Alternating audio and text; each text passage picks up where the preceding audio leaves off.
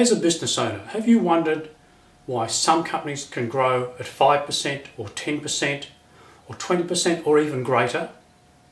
Our knowledge of what stimulates growth and what maintains growth, in fact, is very weak.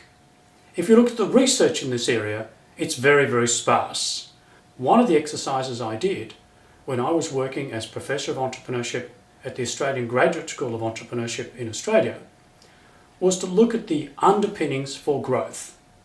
I researched the literature, I talked to a lot of entrepreneurs, but more particularly, I reflected back on my own experience. I had one company that grew from 3 people to 160 people over 12 years, a 36% compound growth rate. I had another company that grew phenomenally fast and then collapsed. It simply couldn't sustain its growth. But when I reflected on this process, what I discovered was that the people who know most about growth are in the venture capital industry, because their job is to pick winners.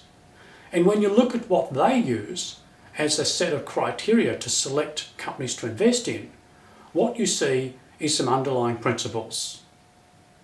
A product based in intellectual property, a product that can drive global sales, an emerging industry, a development team which is capable of taking it through the growth cycle, and a competitive advantage. When we combine this knowledge with that from the underlying theory and from my own personal experience, you can see a group of characteristics that drive high growth. What I did was I put this together into a book, Winning Ventures, the 14 Principles of High Growth Businesses.